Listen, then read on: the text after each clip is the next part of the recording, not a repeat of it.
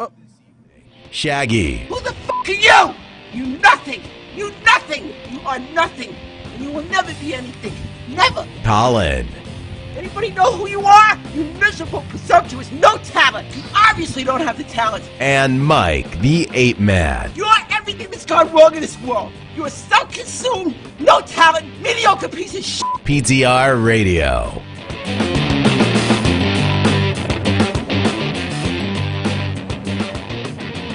Good evening, everybody, and welcome to the show. This is PTR Radio here on the fabulous interweb.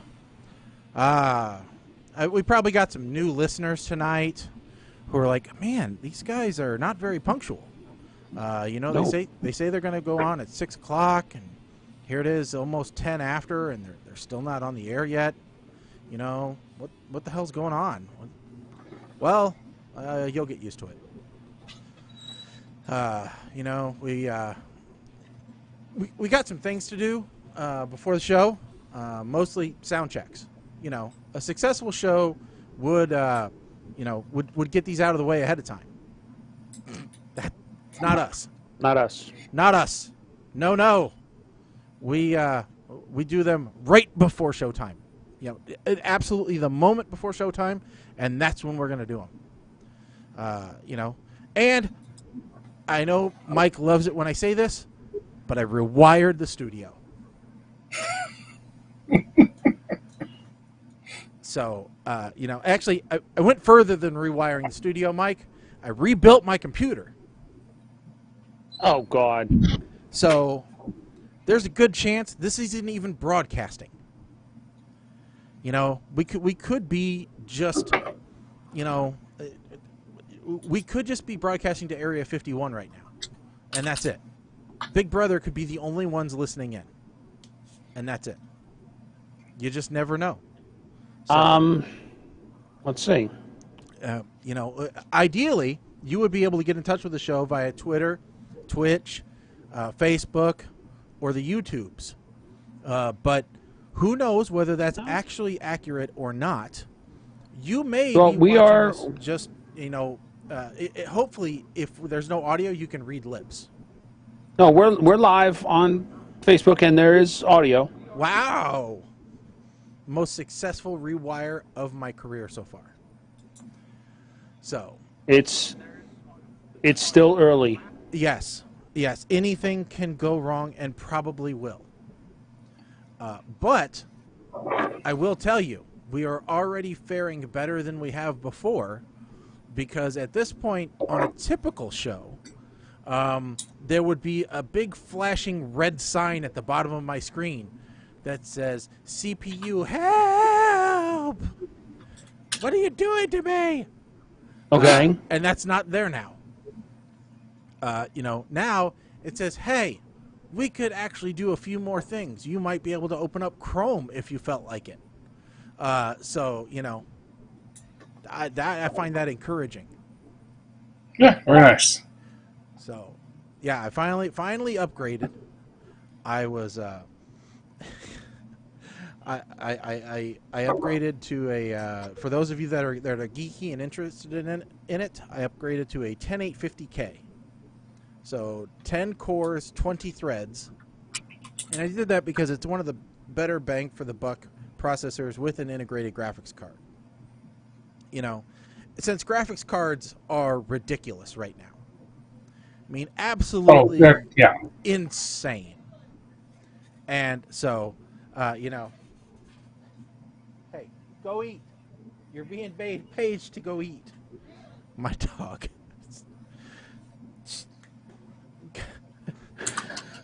She normally by now she's barking her head off that she wants to go eat. But right now, all she wants to do is look at me like I'm stupid.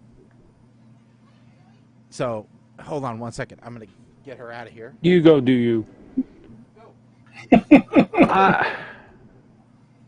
Listen, dogs got to eat. I notice also that you got a new flag. I got a new flag, and it's been flying. It flew all last week. I did. It was my birthday a few weeks ago, and my daughter gave me a couple of presents and said, you got one more coming in the mail. And I said, okay. And she goes, I wasn't going to pay $50 to have it here in time for your birthday, so you're going to get it a little late. I said, I don't care. And yes, she got me a PTR Radio flag. Okay.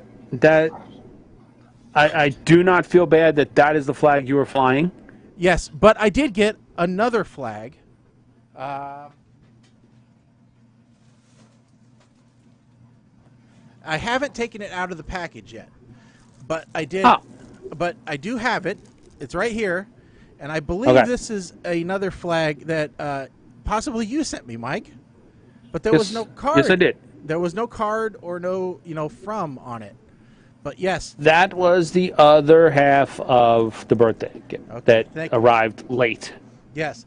So this is the Free Beer Tomorrow flag,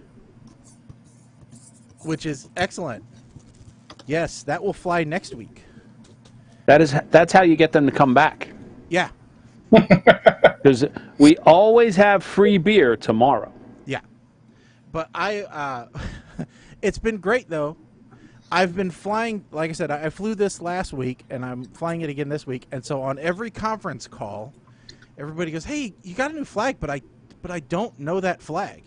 And I go, oh, let me tell you about it. But she got me. But if we look at this flag closely, Mike, it's not just me. All right. Here, look. So what the hell is on your arm? What do you mean? It's a shirt.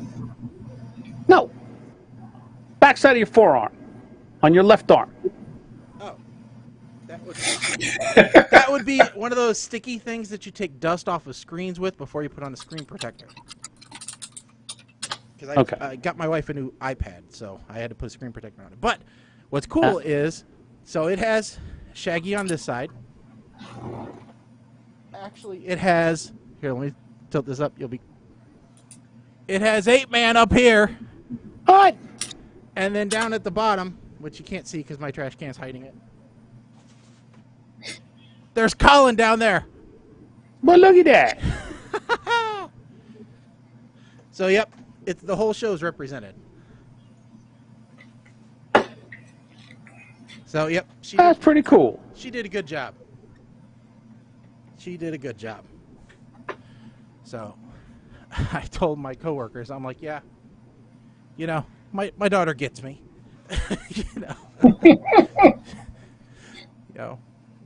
I'm surprised she didn't put her name on there because she was a co-host a couple of times. You should have, but special guest star, But yep. So folks, by the way, hour number 1 is going to be known as the sober hour. Mm-hmm. Just warning you. Yeah, but it was just I was really surprised that I got that, and I'm like, oh, this is so cool. But I really do like the Free Beer Tomorrow flag, too. That one's definitely getting flown. That's one of those, our job has this, because we work for state government, has these weird rules about what you can and can't have in the workplace. And those obviously extend to work from home as well. But this isn't actually advertising a brand or alcohol or anything like that. It just is saying there's free beer tomorrow. Not, anything else. So I can fly this one without any problems. Now my Budweiser, flag, I can't fly that behind me during conference calls. No. That one doesn't get flown very often. See, I don't turn my camera on for internal stuff. But at work, when I do have to get on a Zoom call, I do it from this machine. And I have over here, I rigged up so that, Joey fell. I can string up a green screen real quick, and I just have a virtual background, which doesn't work with vMix because I have the cheap version. Actually, you know what? We could make it work for vMix because I could green screen you.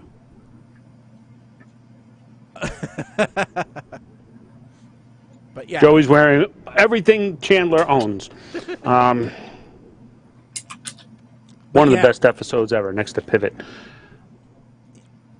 I've Yeah, been we don't. thinking I don't know if I want to do that though, because our listeners are more creative than the people that I work with. So they would grab that green screen, and Well, yeah. It'd we be don't want that. Be like when you found Mr. Bird, and I put you and Mr. Bird everywhere. Yes. So, Yes. but you know, and that's the other thing. Like, you know, everybody at work is on virtual backgrounds. I am tired of seeing the same conference room and the same office behind everybody. You know, WebEx needs to get some new virtual backgrounds. I'm really tired of seeing the same ones. I'm actually happy when I'm in a meeting with one of the guys, Bill, because he actually, you know, does interesting things like putting himself in the Big Bang Theory apartment or surrounded by Lego men, or one time he was on the open seas. You know, at least it's fun to see what backgrounds he's going to pick because it's something different. But, you know, for me, I don't even bother. I'm like, listen, if you really want to see what I'm up to and what I'm surrounded by, feel free, because I got a flag behind me. You know, and if you want to see a picture of my grandpa or my Scooby Snacks box, you know, or my Mystery Machine, you know, tin sign, okay. I don't got nothing to hide. And nobody has pointed out the ribbed for her pleasure sticker on my, you know, bread rack yet, so they can't see too much detail. I was going to say, can anybody actually make that out? If they can, that's a bigger issue. Stop broadcasting to them in 4K. So, I actually thought about getting a 4K camera because don't do that. Somebody's got one for like $150, and I was like, oh, that's a really good price. It's got HDMI out on it. So, yep. Yeah, wait, it got HDMI out and USB, but it's weird because the USB out only supports up to 720, but it's got clean HDMI out at 4K. And where does the HDMI in go on your machine? To the 3 capture cards I have. Oh, you have capture cards. Okay.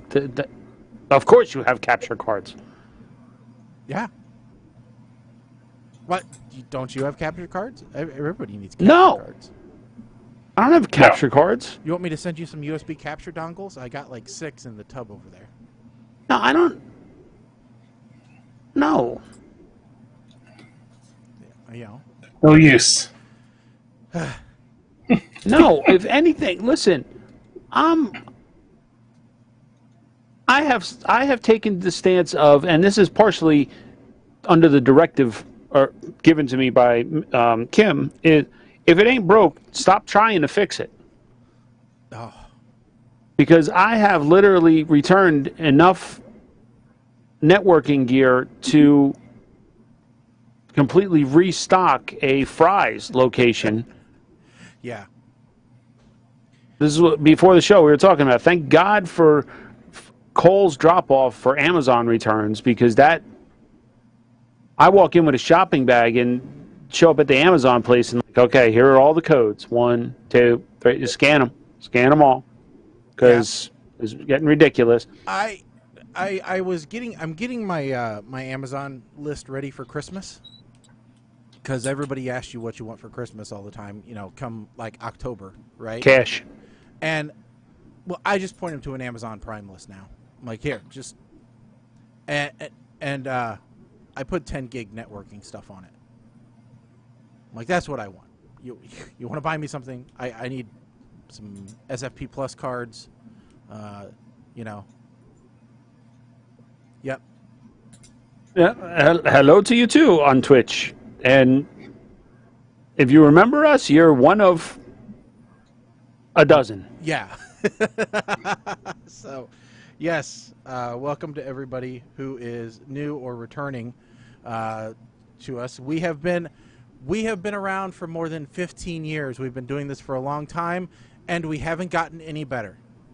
So no. So if you are thinking, our equipment has changed, that's about it. Yeah, that's about it. And like every, photos, like every, photography store will tell you, the camera doesn't make you a better photographer. If you ain't got it, you ain't got it. It's like I don't know if anybody else ever did this when they were younger. You know, you always have you go to get your hair cut, and they got all those books of all the different hairstyles, right? And you flip through them, and you go, oh, I want to look like that. And so you hand it to the lady, and you say, I want that. And then she does that. And you don't look like that because of this. All right? It you know, that guy, better genes than what you got. And we're not talking about Listen, DoorDash. I tell people when they're like, how come you don't turn your webcam on at work for the conference calls? I say, well, first of all, because I don't have one hooked up to this machine. Second, I don't want to.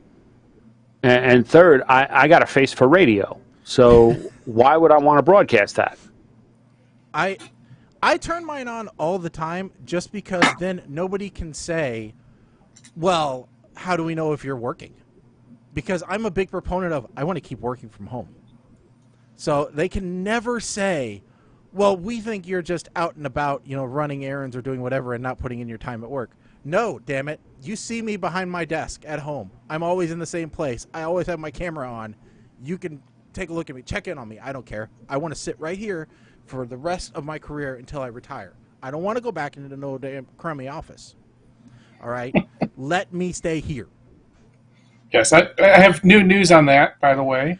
We've been updated. We've been moved from be ready to come back in on a certain day to you'll come back in when your direct supervisor tells you to come back in. Yeah. You know. So they've taken the Governor Murphy approach that they're distributing the responsibility to the municipalities. This way, they are not the ones that catch the ire if the decision is not what you wish. Actually, it was we promised the union would give you 2 months, at least 2 months notice. We've given you the notice. We just haven't told you when to come in yet. Well, and no, I'm not going to get into it. We'll talk about it off air. But anyway, so yeah, we probably should get to something on the white sheet now that we're 30 minutes into the show.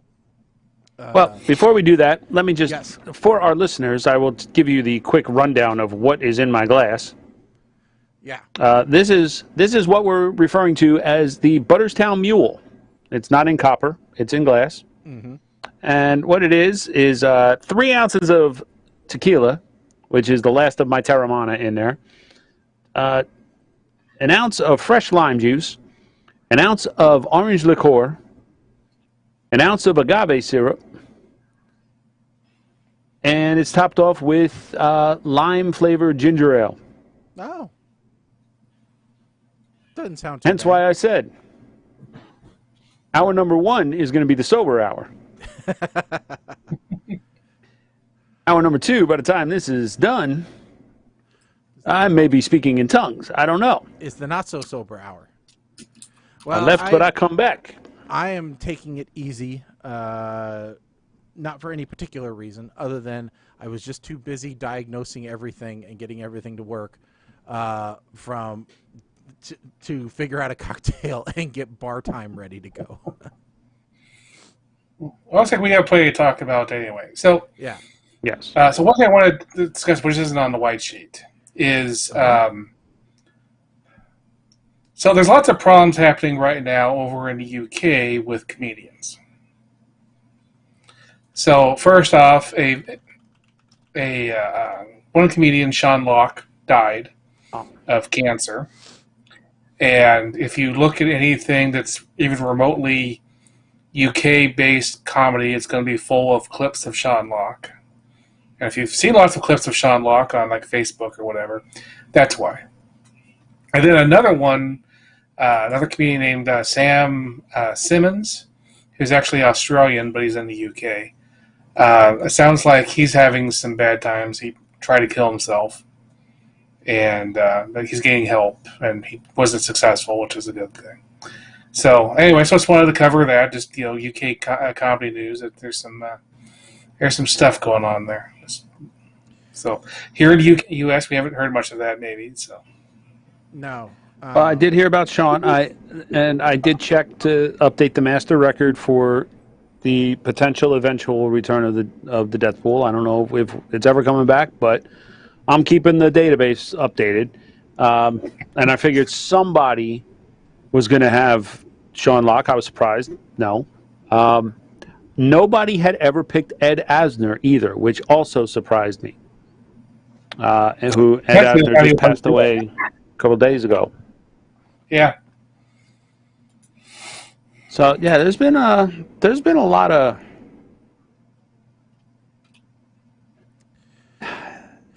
it's been sad. Yep. And Marky Post since the last show. So who's left from the original cast of Night Court now? Well, and let's see. Mac Robinson, the guy who played Mac Robinson, passed away as well. Right. Yep. So he was most before Marky. He was most of it. Yeah. Wait, Bull is still alive? Why did I think Bull was dead? Oh, Bull is still alive. Yep. And Marsha Warfield is still alive. Yeah, she's doing 911, isn't she? Yeah. Yeah, she is. I didn't recognize her. At first I didn't.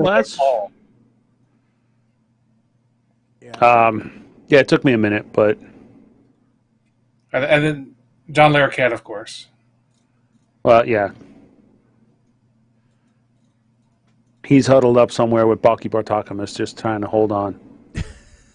They're in a bunker. And I think John Aston is still holding on.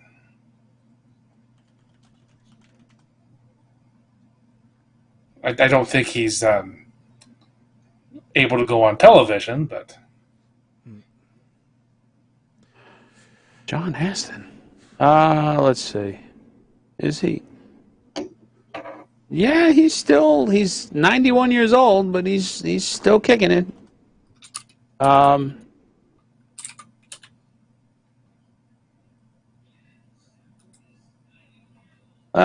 Smirnoff is still around. Yeah, he's still around. Okay, I'm trying to find out if one guy is still around. Is he still alive? Tell me he's still alive. Come on, be alive. I think he's still alive. Who? The guy who played Phil. Phil. I don't know. William Ute? William Ute. But I mean, Phil, the character, is already dead. So. Yeah, but then Will came, his twin brother. He's still alive. William Ute is still alive. Okay, so Will could make a comeback. Yeah, because remember, it used to be called the New York the New York Harmonic, and then it was changed to the Philharmonic because he gave them the money. The Phil Foundation. Oh, and Gilbert Godfrey was a recurring character. He's still alive. Yeah. I just to be clear, when I was looking through the infrastructure package as it passed across my desk, before they voted on it, I was a little taken back that there was a $2 million donation to the Human Fund in the infrastructure package. Are you against humans? I'd like to know more about the Human Fund. Well, according to Google, it's a fake charity used by George Costanza. Exactly. So it's the epitome of pork. Let's not go down this road. Let's talk about something on the white sheet here because we got some. Let's talk something encouraging, like the fact that we may be facing another toilet paper shortage. No, let's not talk about that because it's bad enough that like a quarter of my garage has been dedicated to storage and stockpiling of paper products. No, I want to talk about the best news that possibly could have happened ever since the last show. The reversal. Of OnlyFans' decision to ban pornography from their platform. possibly the They worst, reversed their decision. possibly the worst news ever that they could have possibly given all of their subscribers is, hey, we're going to not let you upload when you play with your naughty bits anymore. And we're going to make you take all that stuff down. And we're not going to allow that on the platform no more. For those who are not quite familiar with the gravity of this situation, allow me to give you an example that some of the older folks may understand. No, you can't give examples of playing with your naughty bits on the show. We're family friendly. No. I should say this is more of an analogy. Okay, OnlyFans getting rid of porn was kind of like when MTV decided to stop playing music videos. OnlyFans was built. I thought you were going to say adult performances. I thought you were going to say when Playboy decided that they weren't going to show genitals anymore. Well, see, that's kind of true also. The difference is Playboy tried to make a go of it. And when their numbers all dropped and their advertisers started dropping, they said, yeah, we were wrong. OnlyFans announced the reversal that was going to be effective in October and didn't even get to that point. They're like, yeah, no. A week later, they were like, yeah, no, this is wrong. The press guy basically made it to the door that day to leave the office and go home to his family, and somebody called down to the security desk and say, hey, stop Bob from leaving. He's got to go upstairs and write a retraction.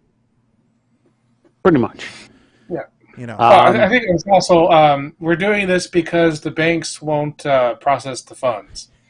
And so they did the announcement, and then some other bank said, hey!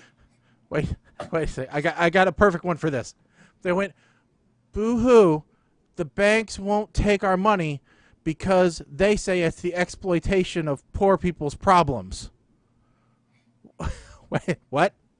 That's how banks make money, is the exploitation of poor people's problems. That's how they anybody stay in business. have a mortgage in the 90s? Wait, so listen, here here we have a housing boom and then a bubble and all that other stuff, and the banks didn't suffer. So Maitland Ward, who is famously known in the porn world as the chick that used to be on Boy Meets World and is making tons more money doing porn. Yep. She was interviewed by TMZ before the reversal, and she brought up a very good point. Kind of like how I have said that it's not the government's job to be your mom and decide what's right and what's wrong for you. She said it's not the bank's job to decide what's morally acceptable to people. Right. And she's right. The banks may not agree with the business of pornography, but there are regulations around it regarding age and how far is too far. Yeah. So they're not crossing any illegal boundary. Therefore, the worry is from the banks is that the company that they are doing business with wasn't enforcing their controls for those regulations adequately enough. And that's a fair point. So, but there's got to be a middle ground. Not we're not going to take your money. Yeah, you would think, given the amount of money at play here, right? Now, granted, they didn't say exactly what the main issue was, how many incidents of not following proper controls and everything else was. Not that we would probably ever be privy to that, although, but, if that's the reason why they wanted to potentially sever a business connection, it should have been monumental enough to say, okay, there's no reversing this course. It should have been, oh, hey, they were just picking kids up at elementary school and handing them a camera. It should have been that, egregious. But it wasn't, listen, obviously. The place that we used to get our Labrador's CBD oil from, they used a bank and a credit card processor in Canada. Even though their products were all made from hemp, which is legal, banks still wouldn't touch it. Yeah. So, and they flat out say in their terms that the charge if your credit card charges an international fee, you may see that because, and here's why. Yeah. So something like that, I almost understand. And they probably found a bank somewhere in, I don't know, Cayman Islands or Turks and Caicos or someplace like that, that they can funnel money through. I've run into similar issues with people I know who run, say, gun ranges, who can't, even though they may not sell guns, they sell gun accessories like holsters or sights or whatever, that run into the same thing where, the financial institutions are trying to, under the guise of being super careful about exposing themselves to potential litigation, they are cutting off those businesses' revenue opportunities because there's no place to bank with them. I mean, we've talked about that even with the actual cannabis sales, the legal cannabis sales under state law. Yes. Where because it's still illegal under federal law, those places can't deposit funds. So you end up with these cannabis grow operations and distribution operations who have hundreds of thousands of dollars in, cash on hand because they have nowhere else to put it. They can't deposit it. So, yeah. So here's the other question, though. Like an OnlyFans, a performer. Mm-hmm. Well, and this was pointed out that OnlyFans, to some degree, was legitimizing the trade because, unlike some of the other avenues, you actually got, 1099s. You actually got, recurring revenue statements. You actually got, the proper paper trail to establish a credit rating, so that you could go out and you can get a home loan and you can get, a car loan and you can get these other things that the previous services weren't giving you. You were just getting basically cash drops, deposits, not recurring, financial institution backed statements, right?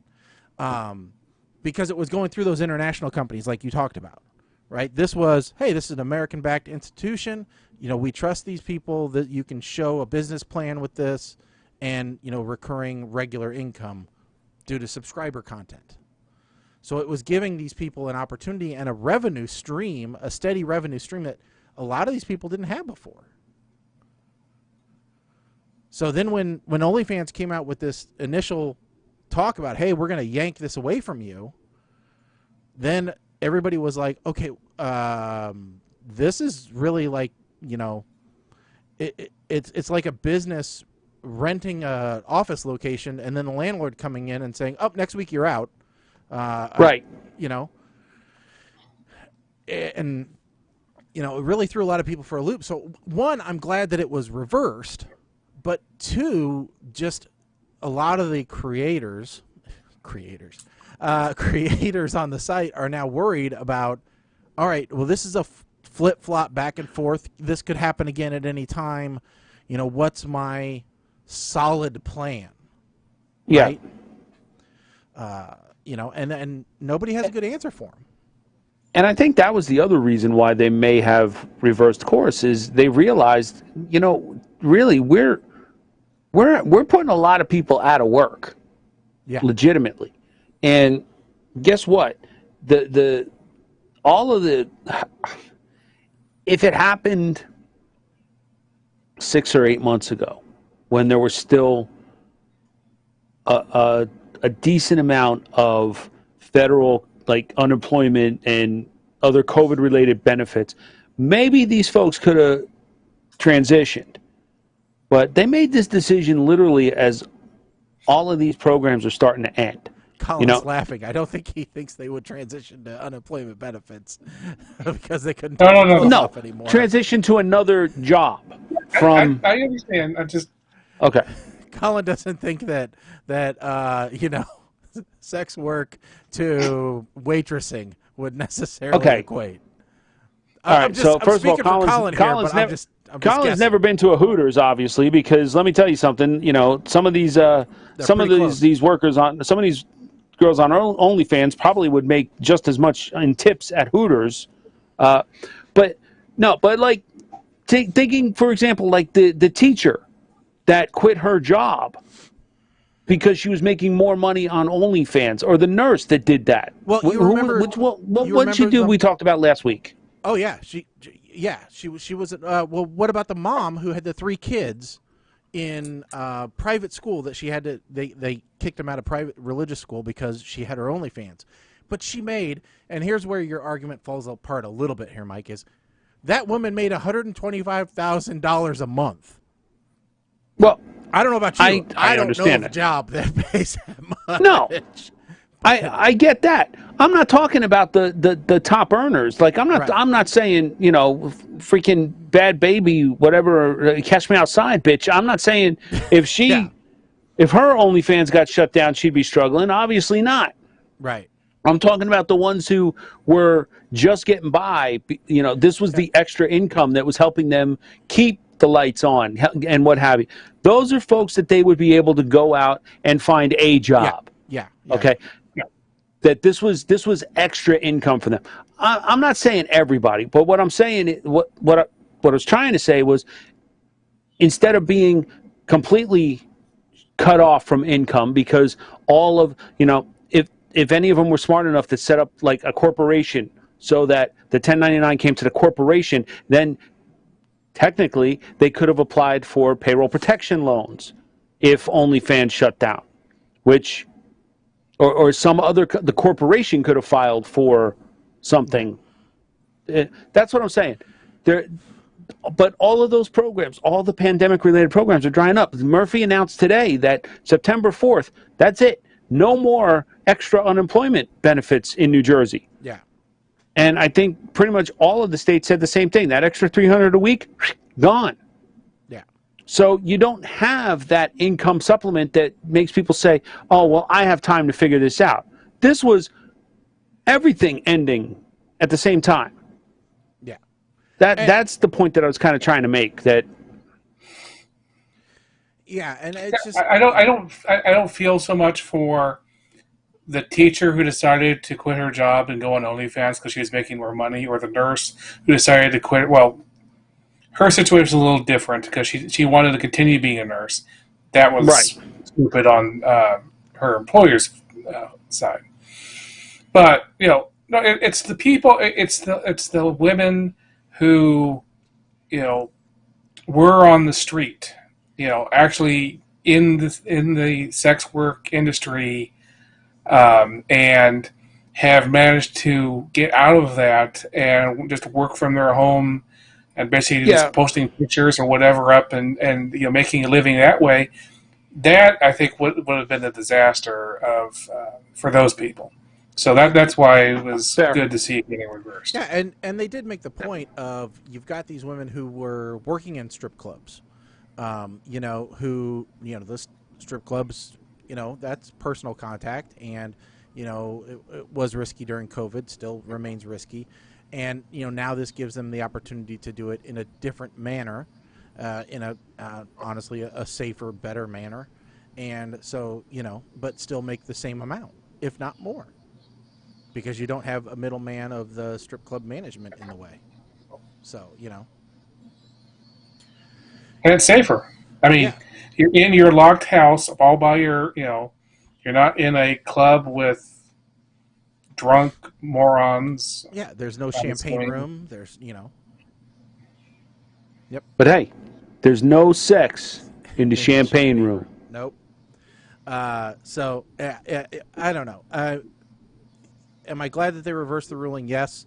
But I'm more concerned that the initial decision was made to make that announcement. I wish they would have pursued another avenue to discuss it with the financial institutions before they ever had to make that announcement, because it seems like a different alternative was available. They just didn't pursue it hard enough. And the fact of, you know, that they basically did step on the people who made that platform, because who knew what the heck OnlyFans was before the sex trade exploded on it?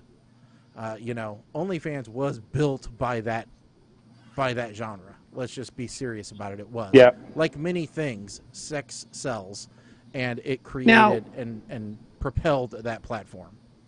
Didn't they also say, they being OnlyFans, didn't they also recently announce that they were going to do like an app that was like oftv.com or something, where it was going to be all the it was going to be free, but non-sex worker type streams or channels?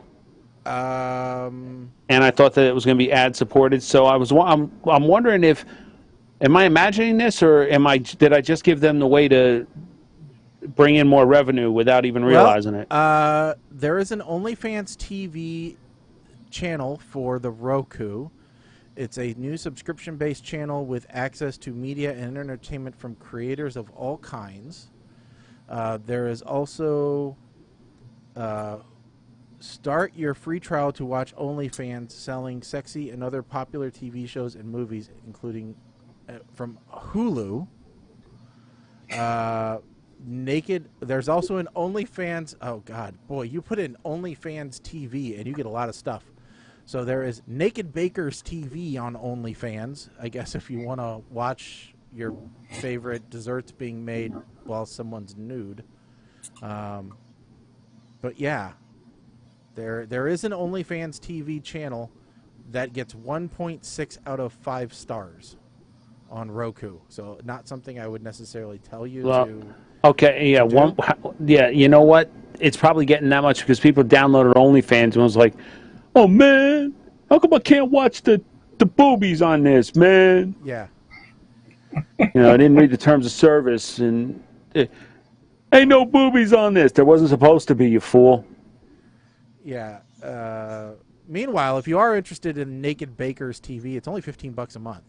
So no, thank you.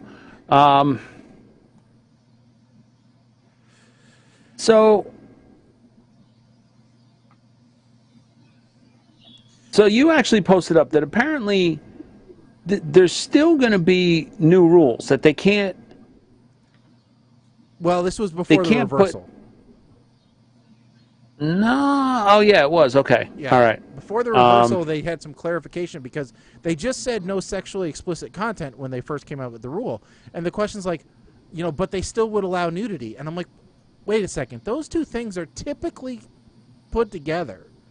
And so when they initially had the outlaw of sexual content, they did a clarification because everybody's like, I don't understand the difference here in what you're saying. Sexually explicit content is not allowed, but nudity is allowed.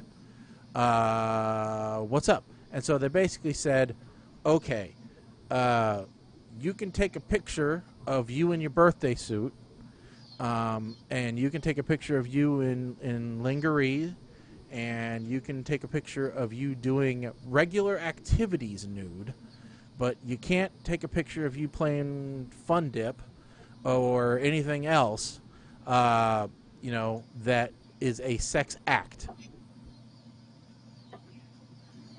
Yeah. So, none of that. Yeah. So, anyway. So pretend you're a nudist and we'll take the pictures. Yeah.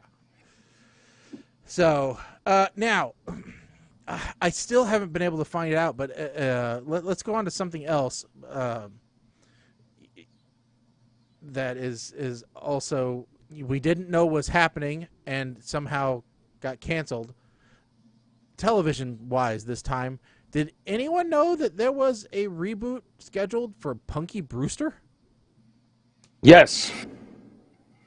Did we talk about it? Yes. Well, we don't have to anymore because it was canceled by Peacock. Yeah. So it was announced around the time that the Connors was taking off, and this was another in a series of let's bring back shows and turn it into Where Are They Now? Okay. And the problem here is Soleil Moonfry looks nothing like she did when she was Punky Brewster. No.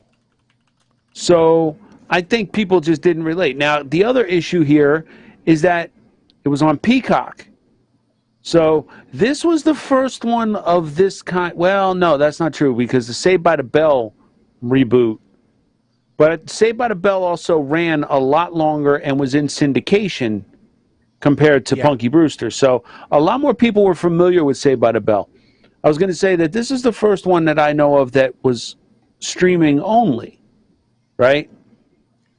So maybe that was against it. But then again, Saved by the Bell, the reboot is streaming only. But like I said, that's got a wider fan base. Was on a lot longer. A lot more people are familiar with it. Yeah. Yeah, Punky Brewster was 4 seasons, 88 episodes. The original. It was 88 episodes. So it did not even reach the number of episodes necessary for syndication. Yeah. That's 100, right? Yeah. Yeah, it's 100. And I honestly, I do not remember the original Punky Brewster TV show. I remember the original Punky Brewster cartoon, but I do not remember the live-action TV show. The live-action TV show had Commandant Lassard as her caretaker. Yes. Absolutely did. 1984 through 88. Yep. So let's see. So I was 11 when it was canceled. Well, you also weren't the target demographic for that show. I don't know what the target demographic was, so I don't remember it. Well, you had the wrong part, so let's put it that way. Your sisters would have been the target demographic. Yeah, they were. It was definitely a chick show. Younger. You were the target demographic for Webster, not for Punky Brewster. Yeah, Webster was not. You know. Yeah, so of my 2 sisters, one of them was... Webster was for boys, Punky was for girls. So one of them was possibly may have watched it, and the other one definitely did not watch it. Let's see here. I'm just trying to see if there was ever like a battle royale between Webster and Punky. They didn't do crossovers like they did. The crossovers back then was called Battle of the Network Stars. Yeah, but I'm just, you know. But they did run side by side, evidently. I gotta admit, I mean, back then I was like 18, Knight Rider, Airwolf, Street Hawk. I mean, those are the kinds of things that I was looking for. Manimal, Automan. Well, Manimal was even before my time. I kind of remember. Yeah. Like I was actually thinking about this the other day. There were some shows that like I remember running like 1 or 2 seasons, and I don't remember a whole lot about them. Like there was a show I seem to remember called The Powers of Matthew Starr. I don't know what the hell made me think about this one the other day. I think there was a show like Young Merlin or that's relatively recent. And Whiz Kids, baby. Oh yeah, Whiz Kids. I remember that. And what was it? There was another one, and I can never remember the name of this show. But they had. I just remember. Oh, I gotta find that. That's great. They launched a rocket to the moon from a junkyard. Yeah, I got that. That it has Andy Griffith in it. It's called Salvage. What was that show? Salvage? What? Really? Yeah. I'm not imagining things. No. I have tried to think about this for years, and nobody ever knew what the hell I was talking about. You just vindicated half of my life. Salvage 1 is an American science fiction series that was broadcast for 16 episodes. 20 were produced on ABC during 1979. The pilot film, Salvage, was shown in January 20th, 1979 to the highest ratings of the entire feature. The pilot centers on Harry Broderick, played by Andy Griffith, who owns the Jettison Scrap and Salvage Company and is a specialist in reclaiming trash and junk to sell as scrap. His dream is to recover equipment left on the moon during the Apollo program missions. In the show's opening title narrative, Harry states, "I want to build a spaceship, go to the moon, salvage all the junk up there, and bring it back and sell it." Yep. Okay. I have. Yeah. Okay. Somewhere there's a Plex server that has all those episodes on it. Yes, I got to write this down. Yeah. I remembered seeing the pilot movie at one point. And, so, of course. Joel Higgins is in it, of course. That guy is in every... Anyway. Oh, yeah. Yeah. There's a lot of interesting shows from, that area. I mean, Voyagers, the one with the time traveling. I have Voyager, I have the box set of that, actually, on DVD. Or Space 1999. I watched the first episode of that one when it showed up on Prime. I don't. And wondered what the hell was I ever? Why did I ever think this was great? I remember why I thought this was great, because the toys. I never watched that one. Never watched that one, but I was a big Lost in Space fan. I did watch. Well, yeah. I'm waiting patiently for the final season of the remake to come out. I think I was probably one of the few people that liked the movie with Joey. No, I liked the movie. I didn't dislike the movie. It's like Green Lantern. I liked it. I don't know why everybody hated it. It wasn't bad, but I mean, would I recommend it to people to go see? No, probably not. But I mean, I own the DVD. Yeah. I think the problem with Green Lantern was that it was kind of weird having Deadpool playing the Green Lantern. But he wasn't Deadpool yet. He wasn't. Brian, He's always been Deadpool. He will always be Deadpool. He is so mad at himself for taking that role. Ryan, don't be so hard on yourself. You were fine. You were absolutely fine. We know you listen. Listen, we think you did well. Speaking of, Free Guy is a great movie. I don't know, because I don't know. Haven't watched it yet. Haven't been to the movies yet. Haven't had the movies come to me yet either. No. So. I don't want to pay extra for movies. If I'm paying for the streaming service, or if you're giving me the streaming service free because I subscribe on a regular TV, because I know that's rare, don't make me pay extra for a movie. Yeah. I actually reactivated my AMC Of pass. course you did. Actually, they deactivated it for me, but that's beside us. Anyway. Weren't they getting sued If in a I only class action pay- lawsuit? But listen, if I only pay $30 a year of your streaming service, don't think I'm going to pay $30 for a single movie. I will wait 2-3 months for it to come out on Blu-ray and buy it for that much. Yeah.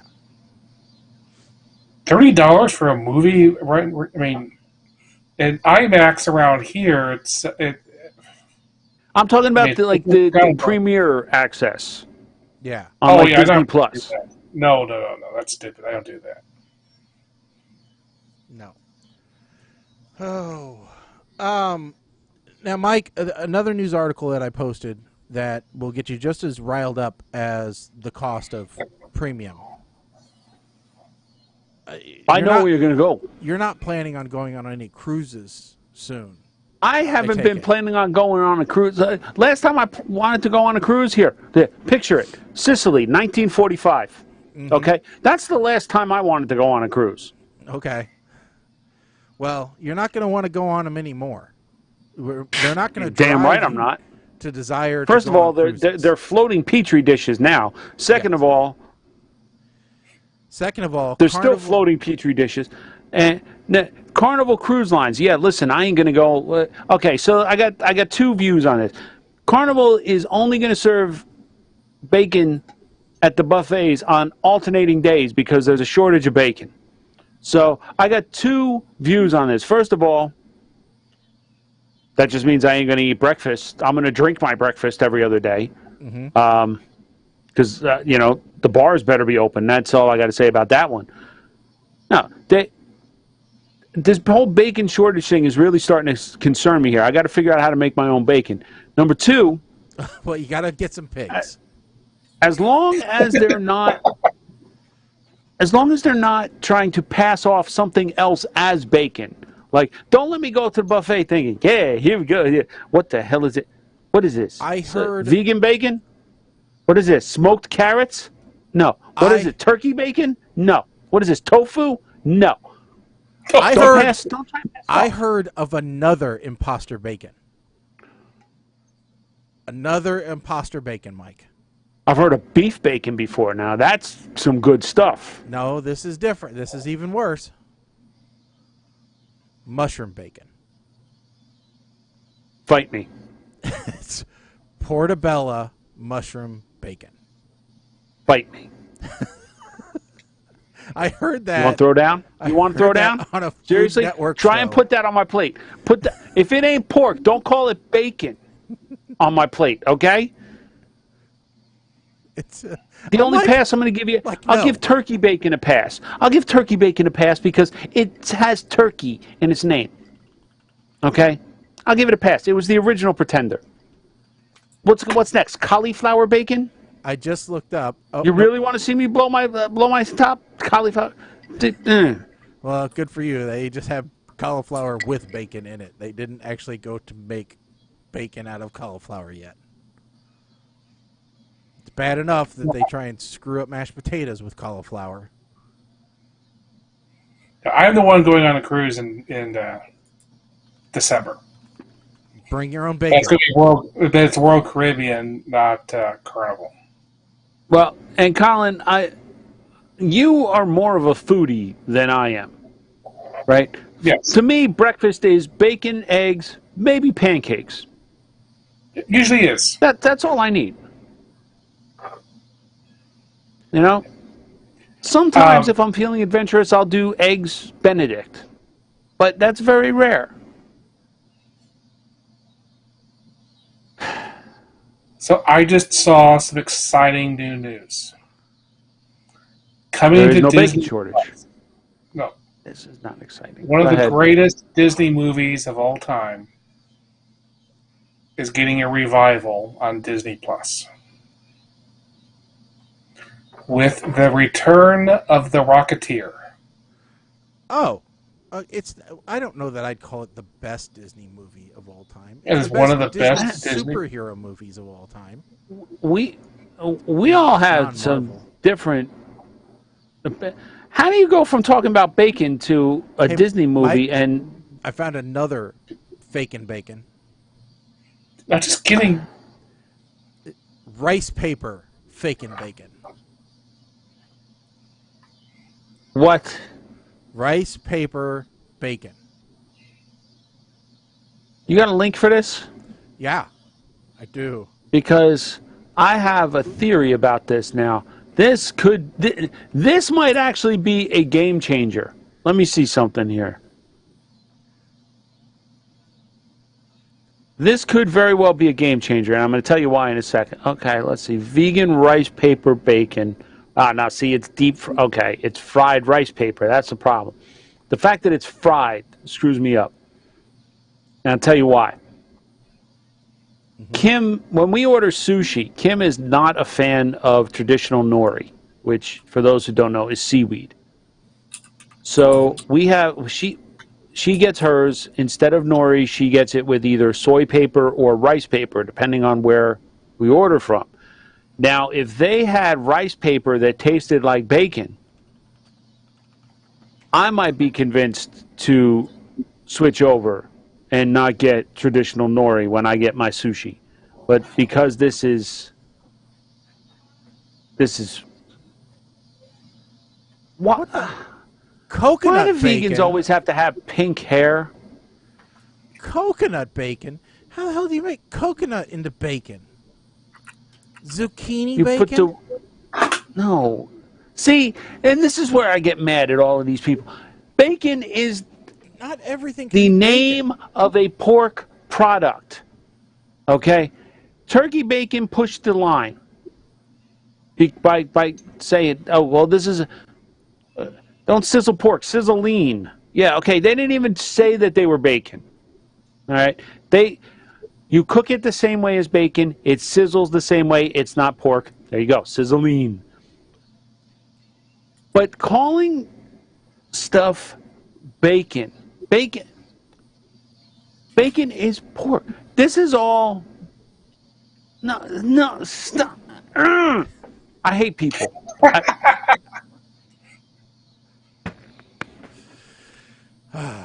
I'm sorry, Colin. I interrupted you. You said yes, you were No, going no, on a that's okay. cruise. So, I mean, that was a complete tangent with the Rocketeer thing. Okay. That's not what I was going for.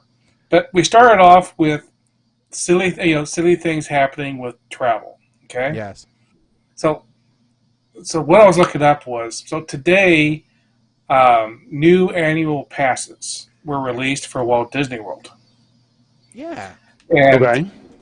some people are very, very angry about this. Yeah, I kind of heard that. Why are they angry?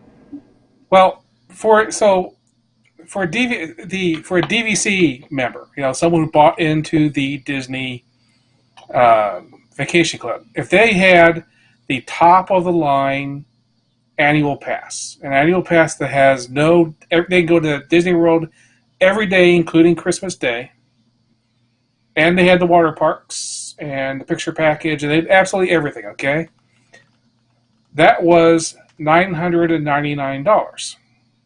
Okay, well, new passes came out. The price for that same pass is now $14.99. So it has gone up by $500. Wow, 50% increase. Okay. So now for a pass that I would buy, it only went up by $150. So for me, it's not that big of a deal because the prices go up every year. I think we actually missed a price increase, so it's not. For me, it's like okay, it's not that big of a deal. It's $150, but still, I could deal with that. But $150 is one meal at Disney that maybe you're eating a turkey leg instead of going to a restaurant. It could be, but still, you got people who are like, they bought DVC at they are there Christmas week. They have a family of 4. Suddenly their costs have now jumped up by $2,000. Yeah, that's Well, didn't they have talks in January of discontinuing the annual pass? So the annual pass the annual pass has not been sold now since COVID started. Right. The only people who could buy it at Disney World were people who already had one or had turned theirs off during COVID. Then they had a special thing where you could get them turned back. So I actually have one currently because I had mine turned back on after earlier this year. So I got in at the previous price. The entire Disneyland annual pass system was torn down and replaced by a new system. Which, at Disney World, at least they're still including parking. At Disneyland, you have to pay for parking for most of the different annual passes. You have to have like the biggest pass to not have to pay for parking. Yeah. But that's very different. Disneyland is much more of a local park. So most of the people there actually are from LA. Where Disney World is much more of a tourist destination. Yep. Yeah. And that's DVC price, too. If you are not DVC and you're just buying that pass,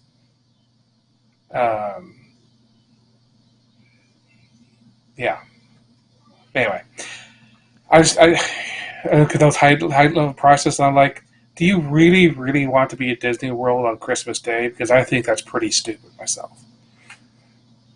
Now, all right, Mike, go ahead. You pick the next one that we're going to talk about. I'm going to rub people the wrong way with this story because I think this is the greatest idea ever. And people are getting, this couple are getting ripped to shreds about it. A Chicago couple sent invoices to some people, to guests that RSVP'd yes and then no-showed the day of their wedding. Mm-hmm. They sent them an invoice for $240 per couple for no showing to their wedding. And I think that this is damn genius. Okay. I am. If I'm you a say bit torn. so, here's the thing: if you say you're going to go to a wedding, and you no show, yeah, the bride and the groom or whoever is paying for that wedding has paid for your plates. Yes, agreed. Your meals were paid for. Now my caveat here, because there have been times where I was not able to attend the wedding at the last minute. But what I did was I sent a gift that was at least, by my best estimate, enough to cover the plate. Okay. I thought that was has the rule always anyway, been, is that you should always send a... that's always been the guide that I was taught growing up, that your wedding gift should always be enough to at least cover your plate. The problem is, when you go to weddings where you can pretty much look around and realize that it's like $500 a plate, my gift might be my presence. But to no show and just be like, let me tell you something. We had that at our wedding. There was a gentleman that RSVP'd +1, and then no-showed. It wasn't until the morning after, when we were getting ready, we're like, where the hell was he? Yeah. And didn't even tell us he wasn't coming, nothing. He just no-showed. So we paid for his meals and his guest. Mm-hmm. So after we found out what happened, he sent us a gift. Okay. But a couple of years later, when this person got married and we went to their wedding... Did you no-show to his wedding, just out of spite? We didn't no-show, but I'm not ashamed to admit that, yes, I adjusted the gift based off of how much money I lost from him no-showing. So, I'm sorry. This is kind of... Now, you should have just given him an empty plate and said, "Here, so this was the leftovers." Okay, so see, I can't go into too many details because it'll be very revealing about who this person was. Right. It was a very unique wedding, and I'll leave it at that.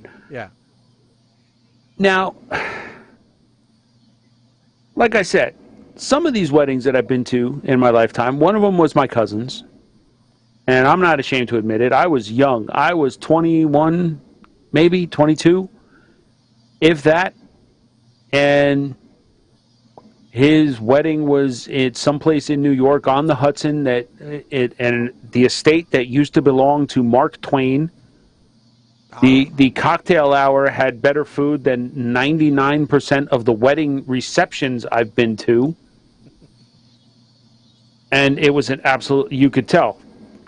The wedding probably cost more than my house. There was no way I was covering my plate, especially at that age, but I was also in the wedding. Oh, okay. Yeah. So, if you're in the wedding, that rule goes out if you're the window. in the wedding and you no-show, you should get the bill for the entire wedding. Let's just put that out there. If you are in the wedding and you no-show, that should be a rule. You have just agreed to pay for the wedding. Yeah. Yeah. No, I agree. That's really crappy if you no-show. That's like if you're like the DJ and no-show, or the wedding photographer and you no-show. I mean, that just, Now, here's where Boy, I'm stuck with this one because for the first time, my wife and I actually had a situation where we had RSVP'd for a wedding this last weekend. All right, so this happened to us, and every other Saturday we end up watching the grandkids so that our son can work. And we had told him, hey, this Saturday we can't watch the kids. We've got a wedding to go to. And so Friday, when he picks up the kids, we go, hey, he said, see you tomorrow. And we're like, no, you won't. Remember, we told you we can't watch the kids. We got the wedding. Oh, now that you say something that is familiar, but I forgot to take off. Can you watch the kids? Because there was nobody else available to watch the children on Saturday. So we're like, I guess we can. Not really what we wanted to do, but no other choice. You are better people than I am, man. So I mean, like, your ass is calling out, or you going on. You better call an Uber and just have them drive the kids around all day long. Because you better do something. So we, luckily my brother-in-law and sister-in-law were going to the wedding. So we're like, okay, well, and it was out of town. So we're like, here, take the card. It wasn't that far out of town. It's like 45 minutes out of town. And we're like, here, take the card. Tell them we're sorry. We couldn't make it to the wedding. If possible, we'll try to make it there for the dinner. If he gets off early enough, he can pick up the kids. We can get, ready, and we can go, and we can be there for the dinner. If not, our apologies. We just, we couldn't make it happen. We tried really hard, but we couldn't. And so, we ended up not being able to make it to anything. But, it's just, it was the way it was. And I felt bad about it. Well, yeah, I mean, we felt bad about it, but it is what it is, Well, but you sent a gift. We sent a gift. Now, I will say, in this area, it was probably roughly equivalent to what the dinner was. Because here, I think if you're paying $25, $30 a plate, that's probably correct. So, I mean, here, it's really a lot less, I would guess. It's been forever since and that's I've done fair. a wedding. By us, I think when Kim and I got married, I want to say it was maybe $60 a plate. Yeah. 60 or 75. I don't. Well, wait a minute. It was under 100. Mm-hmm. So I'll say 75. So 150 a couple covers the plate. Right. That's, which isn't bad. When you're talking about like $500 a person, because everything's ridiculous. And this was a, second I'm not cousin. sure about this one. The cost of the wedding and the length of the marriage. So the more you spend, the shorter the union. If you're a Kardashian, maybe. Because I think Kim's wedding was to Chris Humphries was a ridiculous amount, and they were married 2 weeks ish. I think it can. I think it can be a deciding factor because it shows you of the neediness of one of the parties. I'm not going to say that it's always the woman. Sometimes the man wants his day, his special day. So he's the groomzilla. I think it can indicate a severe need for gratification or for the look at me, which in my mind is a giant red flag. It just which is more important, the marriage or the wedding. Sometimes the wedding's the most important thing, and the wedding's now done. So I tell because I do DJ weddings occasionally. I haven't done it in a while. I'm doing my first one again this Saturday. So, but what I tell grooms and brides is, listen, you have a ton of stuff going on that day. So tell me what the flow is. Tell me what's going on. Tell me what the schedule is so that people can come up to me and ask me so they're not bothering you. The day is going to be a blur to you no matter what. it's just going to be a blur, and you're going to feel like you're pulled in a million directions. Anything that I can do to take that off of you, I'm happy to do. I've basically been an ad hoc wedding coordinator at the wedding many a time, because that's what the DJ ends up doing is, going, okay, you go here, you go here, you go here. This is going to happen then. I'm telling the photographer what to do when things are going to happen. And I tell especially the brides all the time, I'm like, listen, something's going to go wrong. Something's not going to be perfect. You got to roll with it. And you just got to laugh it off, because this is not going to be the most stressful thing in your marriage. If it is, then there's going to be a problem, There's other things that you got to be able to get through and get, over. And so, this day is just the first day of your marriage. It's not the last. So, Now, what I will say, and this is going to, why not? I'm pissing everybody off tonight. 99.9% of the time, the level of sophistication or elaborateness, is that a word? Yep. Elaboration. Sure. Is directly correlated to the bride. I will augment that and say, or the bride's mother. The role of the groom on the day of the wedding is nothing more than that of a prop. Yeah. And the sooner the groom gets that through his thick skull. However, during the planning, listen to me, this is your Uncle Mike giving you advice. During the planning of a wedding, grooms reserve, retain, veto authority. Measure this when way use you it, don't though. wind up in a plaid tuxedo, among other things. Veto authority. But you better measure when you use it, because you're only going to get so many vetoes. Unfortunately, there is also the reciprocation of this, that the bride does retain veto authority, because listen, grooms, yes, it is your day, but you're not going to get everything you want. Pick your battles. I got the ice luge at our wedding.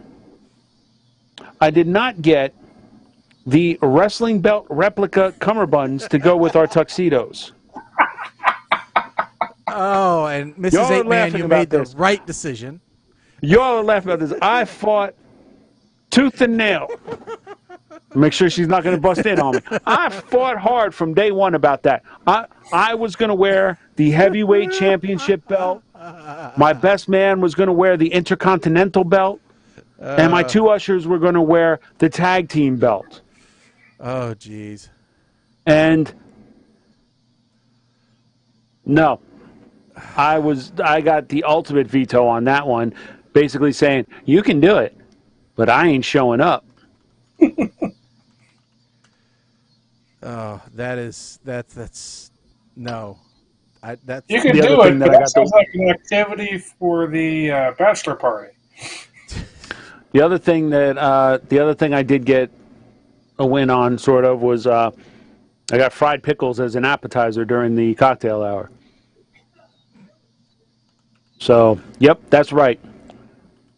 We if it wasn't for low class, sometimes I'd have no class at all. Hey, guess what? It's 8:30. Yes, it is. We didn't even get through half the white sheet, but that's okay. No, we didn't. That's all right. There's a bunch of it we didn't want to talk about anyway. Yeah. That's very true. Although I will say, since I know she's listening, I want to say, Mama Blair, one of the items on the white sheet was the revisitation of the toilet paper roll discussion. We didn't want to revisit. Listen, I didn't want to revisit that because that's just going to end up in a fight. I just wanted to let her know that the credit where credit's due. She spurred the topic, and we were going to talk about it. She did spur the topic, and we all fight about this. This is one of those pointless fights. Look, we need to come together, and and embrace the differences in the toilet paper wrapping based on the number of animals in the house. Because as I have pointed out, if you have cats that are mischievous, you are going to go against the patent, and you're going to go. Hold on. Let me just explain it this way so that we can accurately lose people. Please do. If you have cats in the house, accurately lose people. If you have cats in the house, you need a mullet. All right. For God's sakes, if you have children or cats in the house, do not have a beard. All right. That's all we're going to say about that. Yeah. Also, we can all agree that the one thing we don't want is one of those single sheet dispensers. Yeah. And whoever I will agree with that. And whoever can create a mullet beard combo solves world peace. You have a bidet. My wife and I were talking about bidets in the car ride the other day, and she goes, "I don't know about a bidet," and I'm like, "I don't know. It sounds kind of interesting." And then we were talking about the features, and she goes, "Well, I don't know. How do you dry off?" Because she didn't realize that some of them have a little, air blow thing, like a hair dryer underneath. And I'm like, a little bit of wash, then a little bit of dry, So here's the thing. Next time you're in your bathroom, see if there's a power plug anywhere near the toilet at all, where you could plug in such a bidet. There is not currently, but I am not blue collar enough, or I am not white collar enough where I will not put in an extension cord into the bathroom.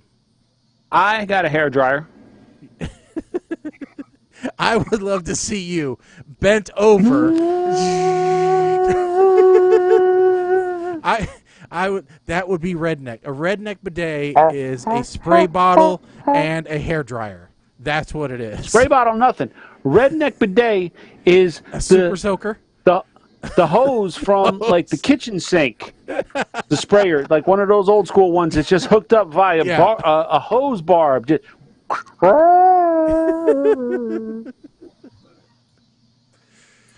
Okay, movies. Yeah. Movies for tonight. So let's go ahead and not comfortable talking about today.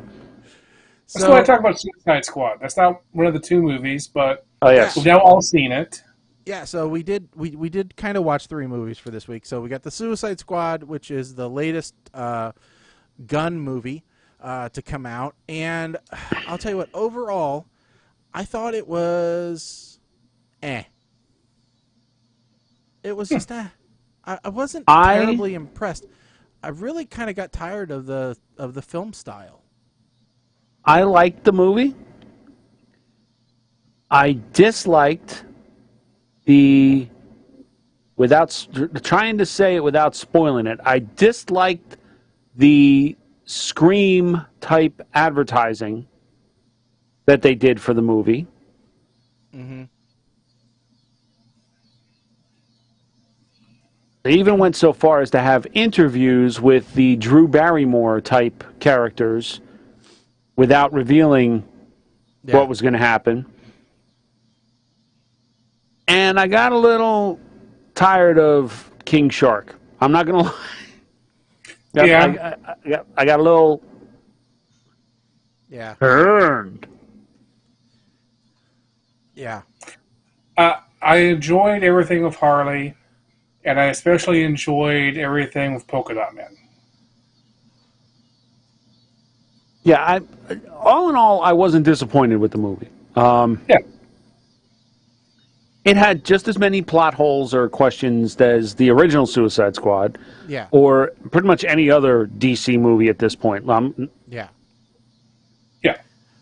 it was fun. It was fun. Polka Dot Man could have been played by Harland Williams, and I think it would have been funnier. I was actually thinking that I thought the guy that played him was good, but I was actually thinking what's the guy's name from? He was in Arrested Development and then Veep. Tony Hale. Okay. Yeah. I think for some reason I kind of put him in that role, but not taking anything away from who they cast. Yeah. I also was a little. I felt like Bloodsport, was that his name? I felt like it was too close to Deadshot. Yeah. Like, we knew Will Smith wasn't coming back, and it's like they replaced him with the next best thing. Like, it was that not. I liked his character.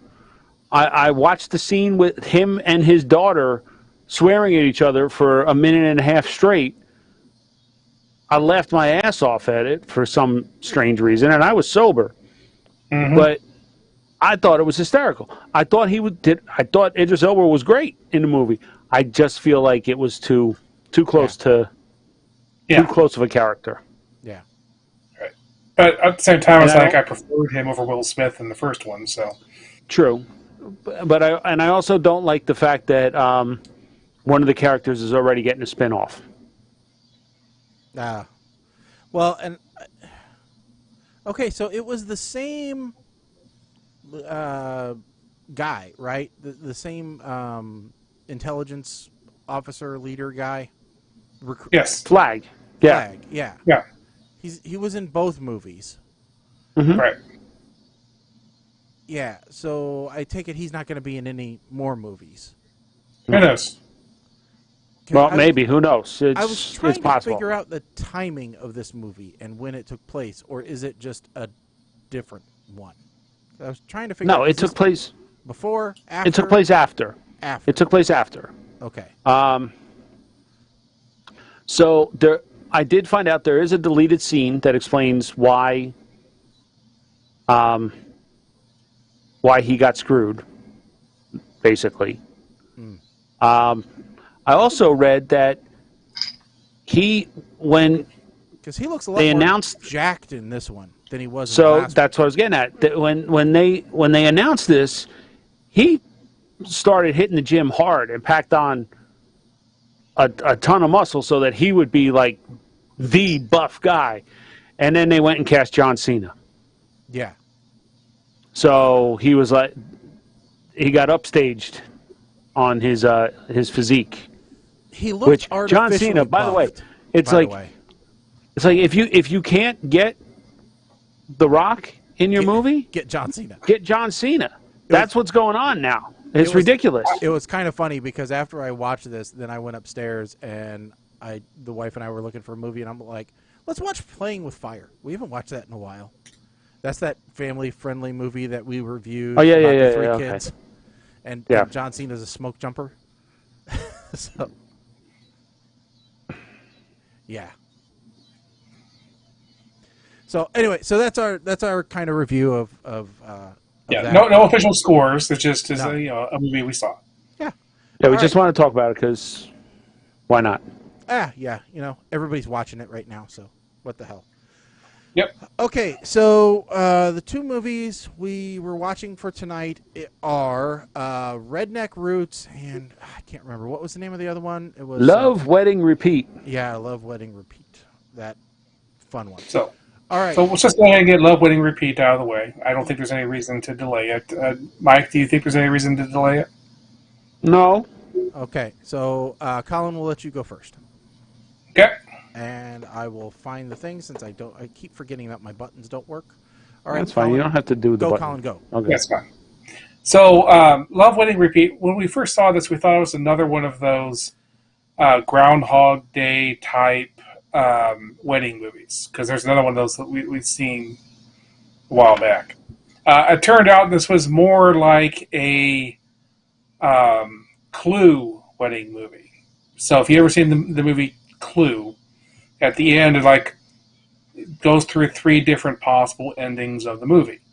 And that's what they do here. They're like, well, here's all the different things that could happen based off of some stupid kids running around and moving name tags around.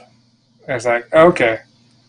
I really don't think it went anywhere with that. So the central thing they were trying to do with that, I don't think that went anywhere. I think it was a colossal failure. But I think I enjoyed this movie more than many people would enjoy this movie, just because I recognize so many of the British comedians that were in this movie. And just because I knew who they were, I found it a little more enjoyable just to see them playing these characters. I thought the main character, I thought he was actually a really good actor. He was acting up against Olivia Munn at the beginning, and it was like she was just reading the lines, but he was actually reacting to what she was saying. So I found myself a little bit out of it just because Olivia was not really doing that great of a job of acting in this movie. She just was kind of there. As the lone American in the entire cast, she was just kind of eh. So, I would say in general, I enjoyed this movie. I'm going to give it a, I think, smirk. I think that's still above meh, but I don't want to give it anything better than that because I think it just structurally is not that great of a movie, but I did enjoy it. Okay, great. All right, Mike, you are up next. Look, calling it now. That this is going to be a cliche movie from start to finish. And just bloody British bullshit. Here, why are there subtitles? A British subtitled movie? Y'all hate me, don't you? Dude wearing a kilt. All right, let's talk about that. Did he really think wearing a kilt when he is not Scottish is a good idea? Did he think that was going to help him get women, especially women the likes of Olivia Munn, when he... Okay, the husband is Italian. That explains the subtitles. Okay, but how does the husband not know about the ex-boyfriend? That's the 30 minutes in. I'm wondering where exactly the repeat part of this movie is coming in. Because as Colin said, I was thinking that this is going to be like a Groundhog Day. And look, we are a third of the way through. And they ain't groundhogged once. So what the hell? I hope no. See, this is why kids should not be allowed to weddings. And if they are, keep them on a damn leash, white people. Keep your kids on leashes at weddings so that they don't do shit like that, like rearranging place cards. Because you never know when somebody's trying to drug someone. And this is a lunch wedding. A lunch wedding. You might as well have made this a cash bar wedding, okay? A lunch wedding, man, half of my family wouldn't go. This wedding better be like 12 hours so people could get drunk at night. Man of honor is the one going to sleep. Cool. Very cool. And kilt-wearing guy makes me want to punch my monitor. 48 minutes runtime in this movie, and the guy says, I really don't know what's happening. And that pretty much sums up how I feel about this movie so far. We're now 55 minutes in. Where's the GD repeat part? Oddly enough, this man of honor speech, very much like the speech that my idiot cousin gave at the $500 a plate wedding. Oh, okay, now I get it. So this is actually a multiverse kind of thing happening here. But, Colin, I think your analogy is a little better. This is more like Clue. Like, so what if this one happened? What if this one happened? The difference is you don't have to pay for 3 different viewings to see 3 different endings.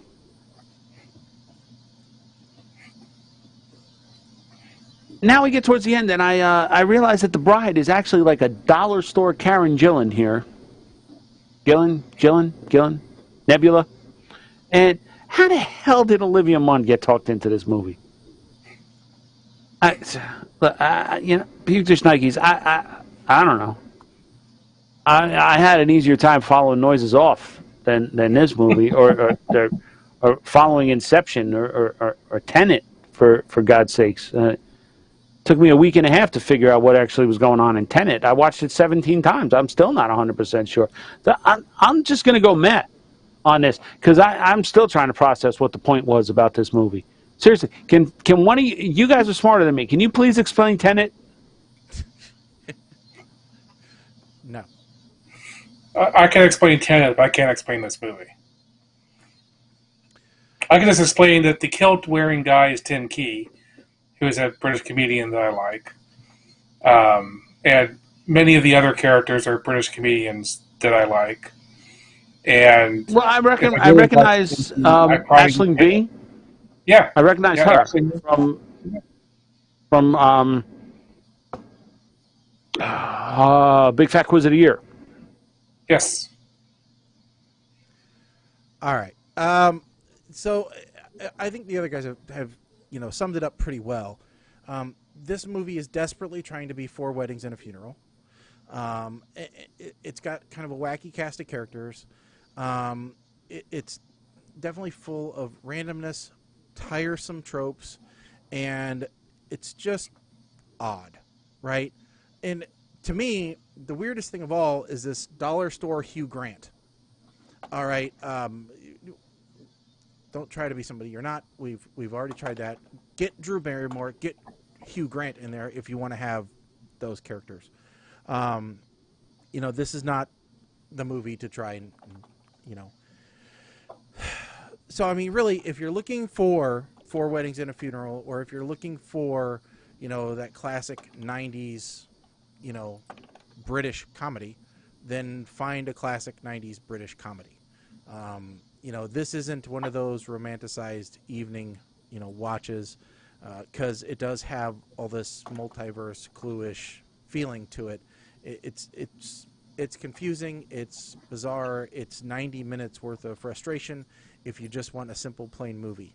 So, again, it's not, what anybody really is wanting. So, no, it's not my cup of tea either. I will give it a meh, just because it didn't offend me, but it didn't really spark any interest either. So, there we go. Meh, right out of the gate. All right. Moving along to something which definitely will have a set opinion about. Redneck Roots. All right.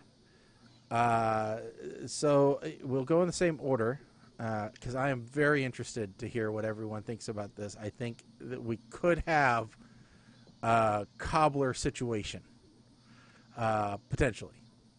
So I don't know. I'll let Colin go first, and we'll see what we end up with here. All right, Colin, take it away. Oh, wrong button. That's not Colin. That's Colin. Yeah. I think, so one of my least favorite genres of movies are people going back to where they came from and finding out that they shouldn't have left, or that they're still the person they left, or anyway, terrible genre, which I think we have way too many of, because once we watched one of them, which was probably the football one, I think the algorithm decided that, you want to watch lots of those. I don't want to watch any of them.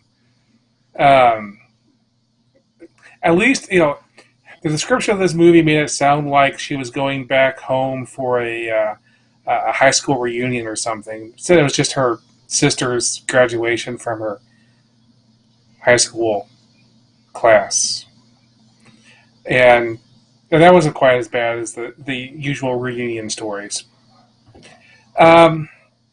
So woman goes back. You have an entire movie populated with comedic redneck types, including the people who are supposed to be the New York sophisticates who just look like redneck people dressed up for their Sunday best. It's just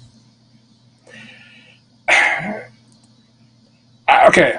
I'm going to simplify whether or not you want to watch this movie down to a 2-branch rating. Okay? If you enjoy watching a movie where a character who acts and looks like Ernest is making fun of people with Tourette's, then this movie might be a shnikes. If you have a problem with that, it might be a puke. For me, just because of the huge amount of Ernest, I'm saying like, like Ernest, whose friend was Vern, that Ernest, right? Because so much of this movie is Tourette's Ernest, I want to give it a puke. Oh, tough score. All right, Mike, we are going to you next. It's all fancy spinning. Yeah. At least this is a short flick, so I don't feel too terrible if this thing goes sideways.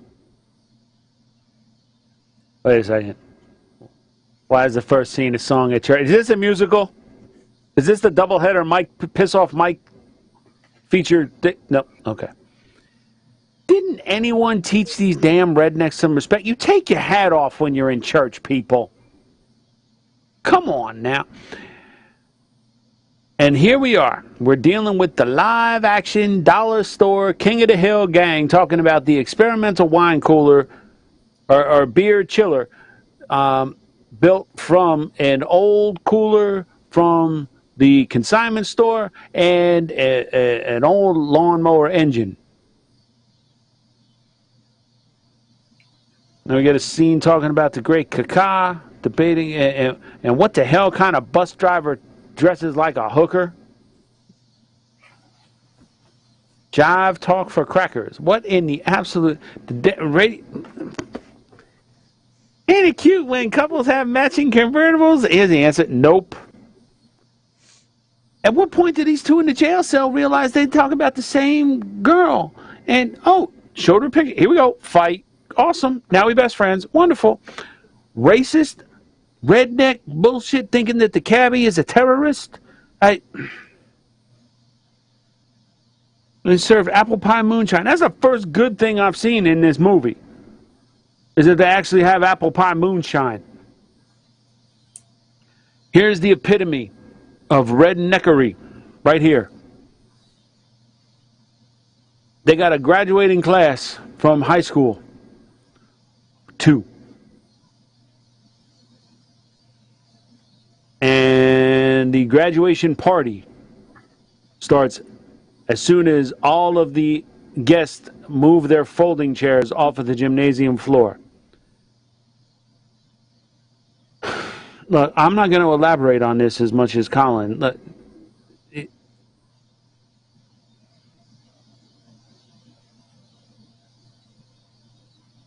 go watch FDR American Badass before you watch this movie, okay? That's how bad this movie is. Puke on this one. In fact, kill it with fire, okay? Who put this on the list? Kill it with fire. I forgot about that one, but give me that one too. Okay. All right. So I watched this today. Now I may not have seen every single moment of it, but we're gonna have a cobbler. We're gonna have a cobbler. Not because I think it's a shnikes. It's not a shnikes. But the fact that you give this anything but a kill it with fire, it makes it a cobbler. Go ahead. Well, here's the thing. All right. One of my wife's favorite movies is Sweet Home Alabama. And this is anti-Sweet Home Alabama. All right? It's like they watched Sweet Home Alabama and said, I want to take this. I want to turn it upside down. I want to run it through a dollar store. And then I want to make a movie out of it. Because that's what they did. All right? This is a dollar store Sweet Home Alabama porn parody, basically. Without any pornography. All right? That's what this is. This is we're gonna flip it a little bit, change a few things so that we don't get sued, and we're gonna make it for a lot cheaper budget, and but we're still gonna have some of the feel of it, except for we're gonna change the ending and we're gonna do some other stuff. All right. Now, Colin, I did think about 3/4 of the way through this movie. Boy, I bet he's not just a perv. He might have Tourette's. And that explains why he's yelling boobies and vagina all the time. That's probably not PC. But then again, most of the movies that I like aren't exactly PC. So they could have done without those parts. I admit, they could have taken those away. It still would have been humorous. I won't say funny, humorous. All right, because I wasn't out laughing. The only parts that I was actually laughing at on this was just those juxtapositions to Sweet Home Alabama. So we had the gay brother instead of the gay friend from high school. All right, and instead of the ex in husband in Sweet Home Alabama being the glass shop owner with the great new place and doing well for himself and having all this money in the bank account. Well, now we had the dad who was making all these great, urban, things, whatever it was called, and and instead of the divorce paperwork bringing him home, it was the sister's high school graduation, but yet she's driving the short bus for her job, and. Yeah, that was kind of funny. And I did laugh every time that the convenience store lady interacted with the father because that was goddamn hilarious. All right. And I did like the dad's inventions. All right. I wish I could drive around on my riding lawnmower, pulling my satellite dish in my lazy boy, staring at my television with speakers on either side of me.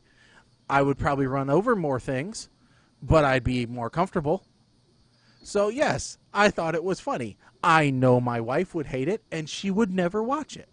And that is one of the reasons why it's getting a smile out of me, because I think that this movie would drive her absolutely wild because she'd go, I can't believe they took the idea from Sweet Home Alabama and just ruined it like this. And to some degree, I like it when that happens. So it makes me a little happy inside. And it's that little piece of happiness that gives me a good smile. And why I will probably watch this again when she's not around so that I can just stick the knife in Reese Witherspoon a little bit further. I really want to send this to Reese Witherspoon's Twitter account just so that she can experience this. So anyway, I'm giving it a smile right now. Send it to Reese Witherspoon. I would love to see you get the hell beat out of you on Twitter for that. All right, 1 to 22. I think it unofficially was Sweet Home. I mean, I saw that mentioned a lot in relation to it, that it was a parody of Sweet Home Alabama. Mm-hmm. But I've never seen that movie either, and I'm not planning on it. Sweet Home Alabama I liked, but that was when Josh, what's his name? He was like the hot guy in Hollywood, because he had that, he had Poseidon, he had Stealth all around the same time. Josh Lucas. Yeah, and now now he's just the voice of Home Depot. Or is it Lowe's? Oh, wow. I can't remember. But I think he's... anyway. Home Depot. He's Home Depot commercial guy. Wow. I didn't know that. Yeah. All right. 1 through 22 for the next show. 22. Which I did find another movie to add onto there. It's another Vin Diesel movie. I just got to figure out where Okay, it's so shown. all right, so you want to do 1 to 23, and I'll just put Vin Diesel movie to be determined. You can put The Last Witch Hunter. That was a real movie, but okay. That's okay. We're not picking it anyway. 18. 18. Oh, I know this is on there because I think this is a recent ad. Hold on. On Netflix. Oh, yes. Cosmic Sin. Oh, okay. Ladies and gentlemen, Bruce Willis is back with his contractual obligated movies. This time, it's science fiction. Gets 2.5 2.5 out of 10 stars on IMDb. All right, next one, 15. 15. Oh, hold on. Oh, apparently I'm going to hate this movie. You are going to hate this movie. Who's Your Caddy on Amazon? I know who added this one, too. I don't think I did. No, you didn't. Oh, The God, this description is says, revenge for...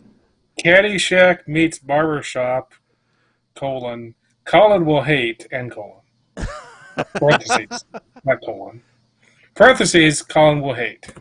Terry Crews and Jeffrey Jones and I don't know, man. I love some Terry Crews. So I don't know how much Terry Crews is in it. When rap superstar mogul C-Note tries to join the Carolina Pines Golf and Country Club, the establishment's snooty members greet him with opposition. And the reason why I said I think Colin's going to hate it is because there are some scenes where they shoot the stereotypical rap video on the golf course. Yeah. So there's going to be a lot of boobies and buttocks. Also, Lil Wayne is in this one. Lil Wayne, Big Boy from Outkast, and I think LaFonda from Napoleon Dynamite is in this. Sherry Shepherd? That's not LaFonda. No. But Sherry Shepherd is in this. And the principal from Ferris Bueller is in this, Jeffrey Jones, and so is the little dude from Bad Santa. So there's a lot of people that you'll recognize, but I just have a feeling that Colin, this is not. Hell, honestly, I think I'm going to hate this now that I'm thinking about it, but Bruce is in it. Andy Milonakis is in it. Oh, great. Well, we'll see. Yeah, it ought to be fun. If you're interested to find out if I hate it or it or whatever it is I do it to. Yes, if you want to find out what Colin does it to, then you can tune into the next show. Oh, yeah. God, I really wish I had porn music right now, just ready to hit the button. It would make a great commercial. Tune in next time to find out how Colin does it.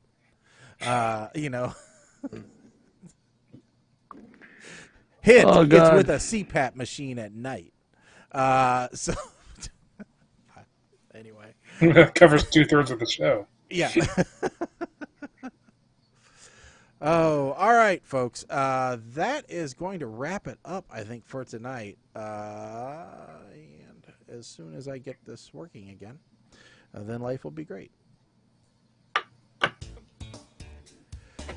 All right. So, like I said, that does it for tonight. We'll be back in 2 weeks. That is right. It puts us at the 13th. 13th of September is the next night we will be on. By then, we will be past Labor Day. So don't forget to celebrate laboring. All the mothers who went through labor, all the laborers, So if you see somebody laboring, maybe give them a bottle of water, if that's what you feel like. But otherwise, everybody just remember to stay safe, stay sane, and stay tuned in to PTR Radio. You can check us out on Facebook, Twitch, Instagram, Twitter, all the other fun stuff. At PTR Radio is contact information for all that, as well as PTRradio.com is our website where you can find out so much more about the show. Each and every one of us has a section there where you can find out all about us. And remember, if you are listening to the show and you like what you hear, please make sure to tell your friends. If you don't like what you hear, please make sure to tell your friends so that you can subject them to the same type of punishment. Really, that's how we grow, is through you guys spreading the word. Anybody else have anything to add? Nope. All right, and so that really does it for us. Everybody just stay tuned. I'm Shaggy. I'm Colin. I'm Mike the Ape Man. Stick a fork in us, folks, because we are done. Later.